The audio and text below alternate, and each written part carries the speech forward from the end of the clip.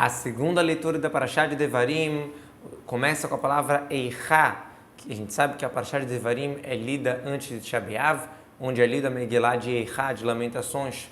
Moshe continua relatando ao povo: como é que eu vou aguentar sozinho o trabalho de vocês, a carga de vocês, as disputas e brigas de vocês? Se eu falar, não, eu vou aguentar para poder receber recompensa, não tem como, porque não sou eu que estou falando disso. A Kadosh Baruch Hu falou para Moshe que era pesado demais. Tor Hachem vem te ensinar que o povo de Israel eram trabalhosos, davam um trabalho para o juiz. Se um oponente via o outro ganhando, ele falava: eu tenho mais testemunhas, eu tenho algumas provas, eu quero trazer mais juízes, eu não me contento com esses juízes, tem que ter mais juízes para julgar o caso. Realmente dava um trabalho. Carga vem ensinar que eles eram epicursim, eram rebeldes, não aceitavam e ficavam procurando erro. Se Moshe saía cedo, eles falavam: por que o filho de Amram saiu cedo? Será que ele não está bem em casa, está tendo briga? Se ele demorava, eles falavam: por que Moshe atrasou? O que vocês acham? Ele estava pensando coisas sobre nós. Então eles eram rebeldes, procuravam o erro onde não tinha. Verivchem e as suas disputas vem ensinar que eles eram briguentos. Então, por conta disso, Moshe, com ordem divina, diz ao povo, Moshe está relatando agora o que ele já disse: preparem-se para trazer pessoas sábias e espertas, conhecidas para suas tribos, e eu vou colocá-las na liderança, na cabeça de vocês. Preparem para vocês, ou seja, se preparem para esse assunto de colocar outras lideranças. Anashim, pessoas ou homens. Você pensaria, talvez, mulheres? Por que tem que falar Anashim, homens? Querendo dizer tzadikim, pessoas dignas, pessoas boas, justas para serem juízes. Chachamim são pessoas que têm vergonha, tímidos no sentido de vergonha de pecar. Nevonim são pessoas espertas, conseguem deduzir uma coisa da outra. Isso foi que perguntou Arios para Abelsei: qual a diferença entre Chachamim, que são sábios, para Nevonim, espertos? Chokhmah e Binah são duas faculdades mentais, qual a diferença? Então o Abelsei respondeu: o Chacham, Chokhmah, a sabedoria, é comparado a um cambista rico. Quando trazem para ele moedas para ele avaliar, para ele falar o preço, ele vê. Quando não trazem, ele fica parado sem fazer nada. Já o Navon, que é o esperto, quem deduz, é comparado a um cambista comerciante. Quando trazem, ele vai ver, e quando ninguém traz moedas para ele analisar, ele mesmo vai arrumar, vai dar um jeito de trazer moedas dele para negociar. Ou seja, o Raham é aquela pessoa que ela escuta uma ideia e ele vê: uau, maravilhoso, ele consegue captar bem. O Navon é aquele que consegue deduzir, pegar aquela ideia que foi passada e deduzir, elaborar coisas do seu próprio entendimento. Viduim eles terão conhecidas, por quê? Porque vocês conhecem melhor eles. Porque se ele vier perante mim envolvido no seu talit, diz Moshe, eu não sei quem ele é, de qual tribo ele é, se ele é digno ou não, mas vocês conhecem porque vocês que educaram ele, ele cresceu dentro da comunidade de vocês, por isso é falado Viduim Leshiv Techem, é sabido para a tribo de vocês, ou seja, ele nasceu ali próximo a vocês. Berashichem, vou colocar na cabeça, ou seja, eles vão ser cabeças, vão ser honrados, vocês têm que dar respeito e temor aos líderes. Va'asimem, a palavra va'asimem que é colocar, está sem yud, que eu posso ler de va'ashamim, de culpa, porque querendo dizer que a culpa dos pecados do povo de Israel está colocada nos líderes, nos juízes, porque eles têm que advertir e direcionar o caminho correto. Então, a liderança leva uma responsabilidade muito grande. Vatanut, e vocês me responderam e falaram: é bom que você está falando de colocar lideranças. Por que Moshe está citando isso? Está divertindo o povo. Vocês decidiram esse assunto pelo proveito de vocês, não porque Hashem mandou, não porque Moshe estava falando. Porque vocês tinham que responder: Moshe, nosso mestre, de quem é melhor estudar? De você, do teu aluno? A gente quer estudar de você, da fonte. Não é de você que se esforçou tanto para receber a Torá?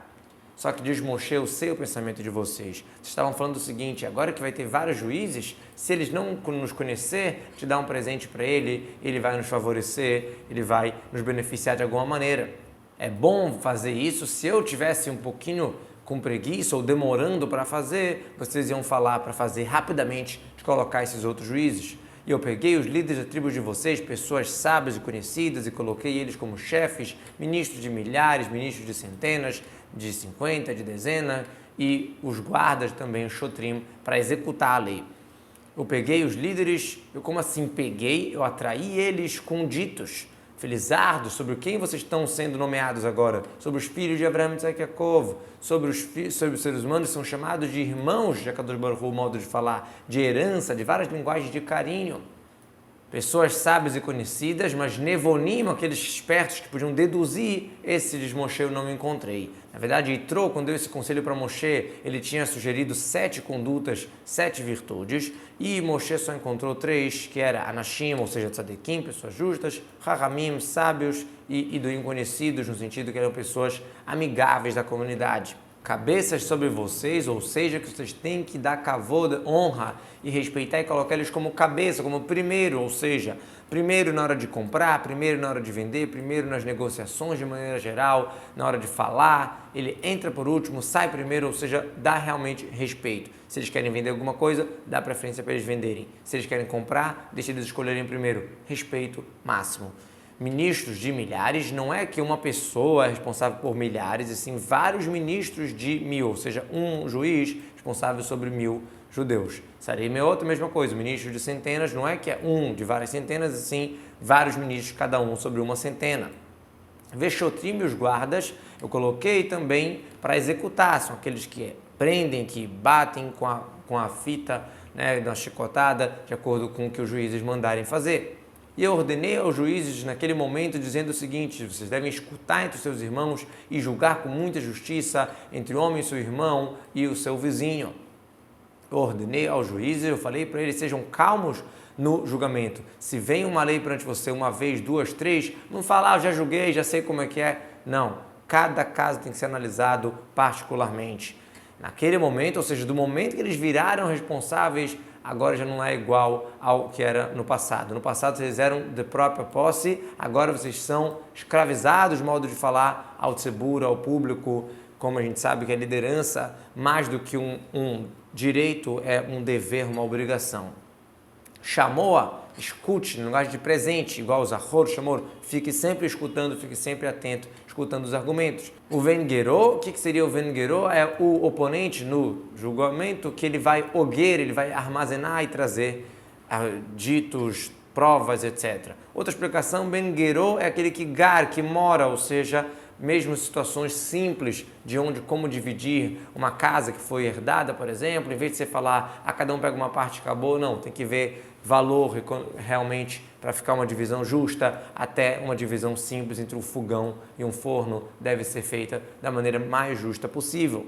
Vocês não devem reconhecer nenhuma face, vocês não devem favorecer ninguém no julgamento, como um pequeno, como um grande deve ser escutado. Não temam de ninguém, porque o julgamento ele acaba sendo para Deus, como já vamos ver, e o que tiver difícil para vocês devem trazer para mim e eu vou escutar.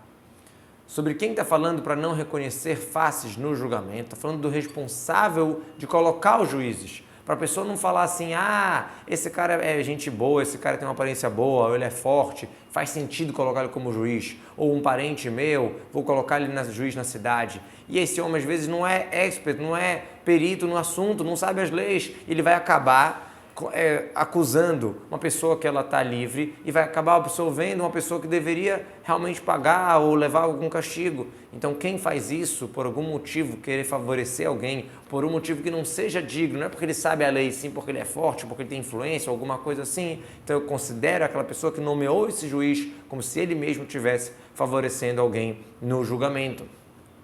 Como pequeno, como grande, devem escutar, ou seja, tem que ser querido para você. A lei de uma moeda, como a lei de 100 moedas muito mais caras, muito mais valiosas. Porque se vier antes, você não pode colocar para trás. Ou seja, se vem um julgamento sobre R$5 na sua frente, você não pode colocar depois, porque tem um caso de 1 milhão. Você vai julgar com todo o carinho, com toda a justiça, e depois vai julgar pela ordem de chegada o próximo julgamento. Outra explicação, o que quer dizer escutar algo como grande, como pequeno, de acordo com a tradução do Unclos, ou seja, escutar mesmo uma pessoa pequena discutindo com alguém muito importante e respeitável, você deve fazer igual. Você não pode falar assim, já que ele é pobre e o rico tem que dar tzedakah para ele, então eu vou absolver e falar que o pobre está correto, ele vai receber a pança dele de uma maneira mais limpa, menos vergonhosa. Ou outro lado, fazer ao contrário. Poxa, não posso falar mal e defeituar o kavod desse rico por causa de uma moeda, então é melhor que eu falar que ele está certo e lá fora eu falo para ele dar o dinheiro. Não, tem que ser justiça plena, completa e aberta. Não temam de nenhuma pessoa, lotaguro, ou seja, lotiru, não temam. Outra explicação, taguro, também linguagem de armazenar, como a gente viu, ben gerô, ou ger bakait, ou seja, não armazene seus ditos, não guarde seus ditos, fale o que precisa ser falado. A gente sabe que tem uma lei curiosa que se um juiz ele está sendo chamado para um julgamento, ele sabe que a pessoa é perigosa, pode apresentar um risco para a vida dele, alguma coisa assim, ele pode evitar julgar, ele fala, não quero julgar nesse caso. Mas se ele aceita o julgamento, ele tem que falar a lei plena e completa com toda a verdade. Porque a lei é para Hashem, como assim? Se você tirar dinheiro de alguém ou alguma outra situação não de acordo com a lei, você está me obrigando, o modo de falar, diz Hashem, a devolver. Que Hashem vai ter que fazer para ficar justo e aquele dinheiro vai voltar para aquela pessoa. Então, de alguma certa maneira, você levou o julgamento para Deus. Então, eu quero que você faça direito, não jogue a bola para mim, modo de falar. O que for difícil, vocês devem trazer para mim. Por conta dessa frase, que pode soar um pouco como orgulho, acabou se ocultando dele as leis das filhas de Sofrá, das leis de herança, quando não tinham filhos, como a gente estudou, que teve que vir as filhas questionar para depois Hashem falar essa lei. A mesma coisa aconteceu com Shmuel, que ele falou para Shaul, eu estou vendo, quando o Baruch Hu falou, pela tua vida que eu vou te mostrar que nem sempre você vê. Quando foi que Hashem mostrou isso para ele? Quando ele veio ungir o rei Davi, que era filho de Ishai, e ele não sabia qual filho de Ishai era para ungir. Quando ele viu o Eliav, que era o filho mais velho, falou, uau, que homem digno, realmente deve ser ele. Kadosh Baruch Hu falou, tá vendo? Você não falou que você via? Não olha pela aparência, porque não é ele, era o rei Davi, o último filho que não tinha sido apresentado inicialmente. Por que Moshe cita isso aqui? Como Moshe está dando advertência para todo o povo, de todas as situações, ele também cita a sua própria falha, por mais que mínima, para realmente ficar de uma maneira completa. E ordenei eles naquele momento todos os ditos que vocês vão fazer. Aqui está se referindo às 10 diferenças que tem entre leis financeiras e leis que podem chegar à pena de morte. É muito mais severo, muito mais juízes, muito mais regras sobre como julgar quando é pena de morte. E viajamos do Monte Sinai, andamos todo esse deserto grande e temível que vocês viram, o caminho do Monte de Mori, como Hashem ordenou para a gente, e chegamos até Kadesh Barnea, esse deserto grande e temível, que tinha várias cobras como vigas e escorpiões como arcos. Por mais que a nuvem matava as cobras, matava os escorpiões, muitas vezes o povo via esses bichos mortos, realmente era assustador ver que tinha tantos perigos no deserto e que milagrosamente Hashem salvava eles dia após dia. E eu falei para vocês, se chegar até o Monte Mori, que Hashem deu para a gente, veja que Hashem está dando perante vocês a terra, suba e herde essa terra como Hashem ordenou, não temas, não se quebre, não fique apavorado, vai dar certo. Infelizmente, a gente sabe que o povo ficou com medo na hora de enfrentar a guerra, como a gente vai ver no Rumar de amanhã, mas Hashem tinha falado já tudo pronto para o povo não ter medo de entrar diretamente na terra de Israel.